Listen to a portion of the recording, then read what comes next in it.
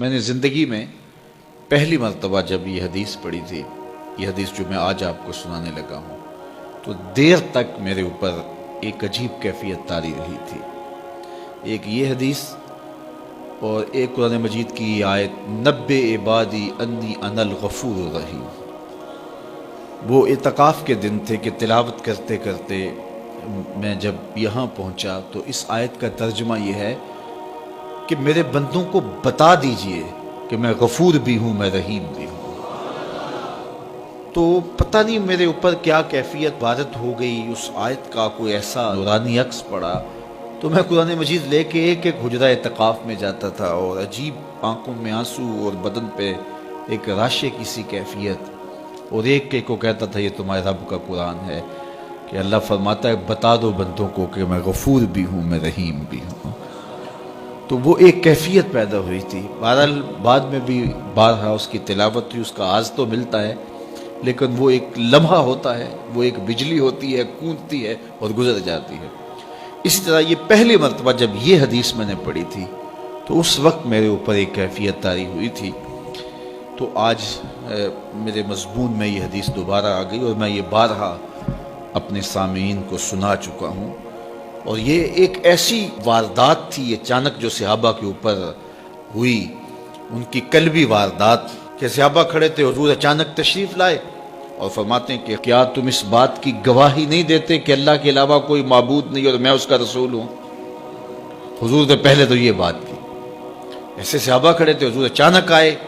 اور اچانک ہی آتے ہوئے حضور نے فرمایا کیا تم اس بات کی گواہی نہیں دیتے کہ اللہ کے علاوہ کوئی معبود نہیں اور میں اس کا رسول ہوں؟ حضور کا انداز ایسا تھا کہ سینوں میں دل لرزنے لگے، اور سب نے عرض کی حضور ہم گواہی دیتے ہیں کہ اللہ کے علاوہ کوئی معبود نہیں اور آپ اللہ کے سچے رسول ہیں۔ تو جب انہوں نے یہ بات کہی قال، تو حضور نے ارشاد فرمایا یہ قرآن ہے، اس کا ایک سرا تمہارے رب کے ہاتھ میں ہے، دوسرا سرا تمہارے ہاتھ میں ہے۔ یہ وہ اللہ کی لٹکتی ہوئی رسی ہے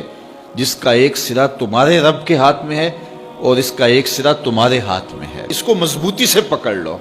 مضبوطی سے پکڑ لو۔ دیکھیے یہ کیسا ایک تصور ہے اس کی معنویت کہ اچانک حضور نے آ کے کہا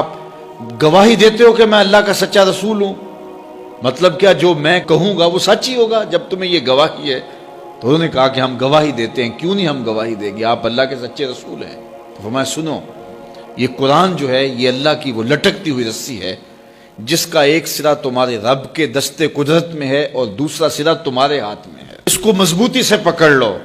اس کو چھوڑنا نہ۔ اگر تم اس کو مضبوطی کے ساتھ پکڑو گے تو تم کبھی بھی گمراہ نہیں ہوگے، اس کتاب کو تھام لو گے تو کبھی بھی گمراہ نہیں ہوگے۔ گمراہی سے بچنے کی ضمانت یہ کتاب ہے، ہلاکت سے بچنے کی تدبیر یہ کتاب ہے، اور اللہ جل شانہ سے باطنی ربط کا ذریعہ یہ کتاب ہے۔ حضرت امام احمد بن حنبل کہتے ہیں کہ میں نے ایک دن اپنے رب سے کہا کہ مالک مجھے اپنی محبت عطا کر، تو اللہ نے اتنی محبت عطا کی کہ مجھے زوال عقل کا اندیشہ ہو گیا کہ محبت کی فراوانی سے کہیں جنون نہ ہو جائے۔ تو پھر میں نے کہا مالک مجھے اپنا قرب عطا کر دے، مجھے محبت دی ہے تو اپنا قرب بھی عطا کر۔ تو آواز آئی میرا قرب چاہتے ہو تو قرآن